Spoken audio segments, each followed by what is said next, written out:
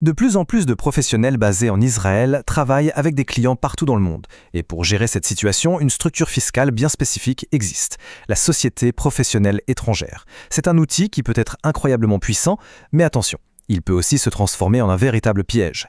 Alors dans cette analyse, on va décortiquer son fonctionnement pour bien comprendre comment en profiter sans tomber dans les écueils. Allez, on plonge dans le vif du sujet. On va regarder ça en 4 points clés. D'abord, la question de base. Qu'est-ce qui fait qu'une société est considérée comme israélienne ou étrangère? Ensuite, on verra ce qu'est exactement une société professionnelle étrangère. Puis, on va détailler les 5 conditions, et elles sont très strictes, pour pouvoir en bénéficier. Et pour finir, la grande question, est-ce que c'est un super avantage ou un piège redoutable? Ok, avant même de parler de montage et de statut, il faut absolument comprendre la règle d'or du fisc israélien. C'est vraiment le principe de base qui va tout déterminer par la suite. La première question qu'on doit se poser, elle a l'air simple comme ça, mais en fait la réponse est cruciale. Pour le fisc, où est-ce qu'une société habite vraiment? Et la réponse n'est pas toujours celle qu'on croit. Eh bien la réponse, elle se trouve dans ce qu'on appelle le test du contrôle et de la gestion effectif. En gros, on peut oublier l'adresse sur le papier. Peu importe que la société soit immatriculée à Chypre, au Delaware ou que ce soit. Ce qui compte vraiment, c'est de savoir d'où elle est réellement pilotée. Pour savoir où se trouve ce pilotage, le fisc va chercher des preuves concrètes, des faits. On n'est pas dans la théorie là, on est dans le pratique. Où est-ce que les conseils d'administration se réunissent physiquement? Où vivent les dirigeants qui prennent les grandes décisions? D'où sont gérés les comptes en banque? Est-ce qu'il y a de vrais bureaux, de vrais salariés à l'étranger? Ou est-ce que c'est juste une boîte aux lettres? Et attention, ce n'est pas juste une idée en l'air. La Cour suprême israélienne l'a répété maintes et maintes fois. C'est une jurisprudence bien établie, le centre de gravité des décisions, là où tout se décide, l'emporte toujours sur l'adresse d'enregistrement. C'est la règle numéro 1, il faut bien la retenir. Prenons un exemple très simple pour que ce soit bien clair. Imaginez un consultant. Il est basé à Tel Aviv et il a monté sa société à Chypre. S'il négocie ses contrats, définit sa stratégie et gère ses finances depuis son bureau à Tel Aviv, eh bien pour le fisc, sa société chypriote est en fait israélienne. Et ça change absolument tout.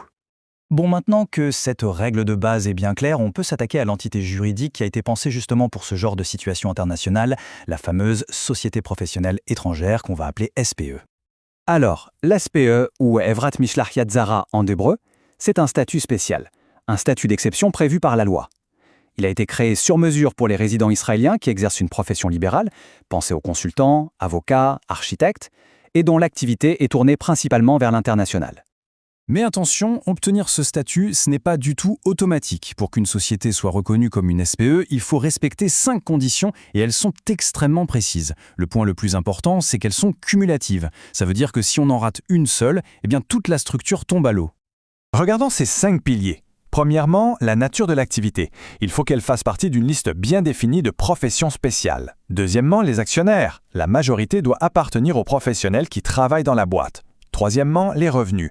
La plus grande partie doit venir de clients étrangers. Quatrièmement, et on y revient, la gestion, le contrôle effectif doit être hors d'Israël.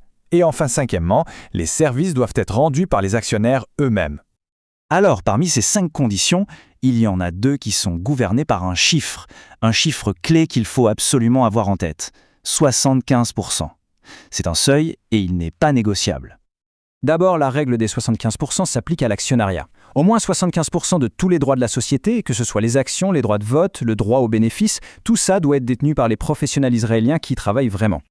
Ensuite, même règle des 75% pour les revenus. Au moins 75% du chiffre d'affaires doit venir de cette activité professionnelle spécifique.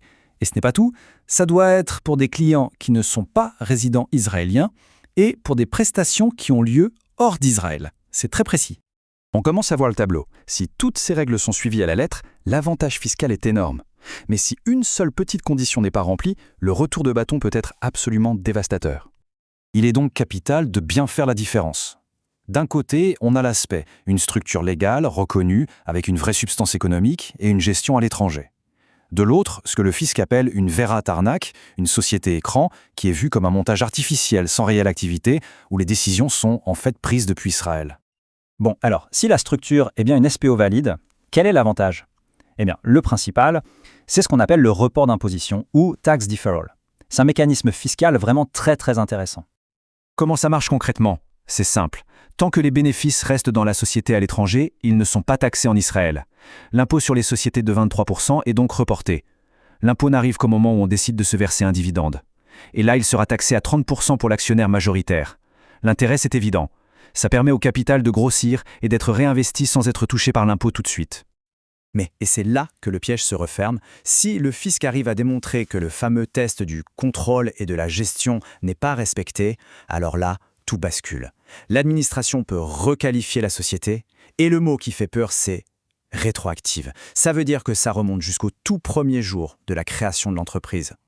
Et là, les conséquences financières sont catastrophiques. La société est vue comme si elle avait toujours été résidente israélienne. Il faut donc payer l'impôt sur les sociétés sur tous les revenus mondiaux depuis le début. Et à ça, on ajoute des pénalités très lourdes et bien sûr des intérêts de retard. Bref, c'est le cauchemar fiscal.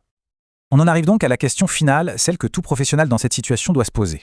Est-ce que cette structure internationale est un vrai outil d'optimisation bien pensé, bien construit, bien documenté, ou est-ce que c'est un risque énorme qui n'est pas maîtrisé et qui peut exploser à tout moment ?